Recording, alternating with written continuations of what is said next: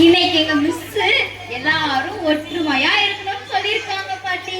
நல்லது தானே, ஒற்றுமையை உயர்வு தரும். அந்த புறாக்கள் மாதிரி கோபுர புறாக்களா எனக்கும் கொஞ்சம் சொல்லுங்க பாட்டி. சொல்றேன். அதுவா, ஒரு ஊர்ல ஒரு சிவன் கோயில் இருந்துச்சு. அதுல நிறைய புறாக்கள் தன் குடும்பத்தோட வாழ்ந்து வந்துச்சுங்க. பாவம் அந்த கோபுர புறாக்களா எனக்கும் கொஞ்சம் சொல்லுங்க பாட்டி. எல்லா புறாக்களும் பக்கத்துல இருந்த மசூதிக்கு போயிடுச்சுங்க.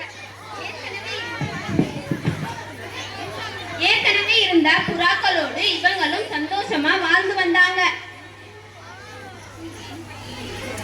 பாவம் அந்த புறாக்கள் எங்க போகும்? எல்லா புறாக்களும் பக்கத்துல இருந்த மசூதிக்கு போயிடுச்சுங்க. ஏற்கனவே இருந்த புறாக்களோடு இவங்களும் சந்தோஷமா வாழ்ந்து வந்தாங்க. கதை அவ்வளவுதானா பாட்டி? இல்ல, கொஞ்ச நாளா மசூதிக்கும் சுண்ணாம்பு அடிக்க ஆரம்பிச்சாங்க. அப்ப புறாக்கள் எங்க பாட்டி போகும்? எல்லா புறாக்களும் சிவன் கோயில் புறாக்கள், மசூதியில் இருந்த புறாக்கள் பக்கத்துல இருந்த சர்ச்சுக்கு போயிடுச்சுங்க. அங்கிருந்த புறாக்களோடு இவங்களும் சந்தோஷமா வாழ்ந்து வந்தாங்க. அப்படியா பாட்டி? ஆமா, ஆனா அங்கேயும் ஒரு சோதனை வந்துடுச்சு. ஏன் பாட்டி? அங்கேயும் சுண்ணாம்பு அடிச்சாங்களா? ஆமா, ஆமா. ஐயோ, அந்த புறாக்கள் எங்க போகும்? புறாக்களுக்கு இப்ப பயம் இல்ல. ஏன் பாட்டி?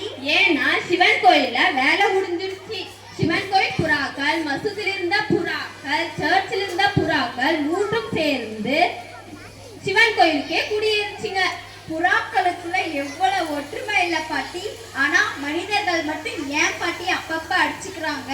இந்த கேள்வியை தான் குஞ்சு புறா தன் தாய் புறா கிட்ட கேட்டுச்சான். அதுக்கு அந்த தாய் புறா என்ன பதில் சொல்லுச்சு தெரியுமா? என்ன சொல்லுச்சு பாட்டி?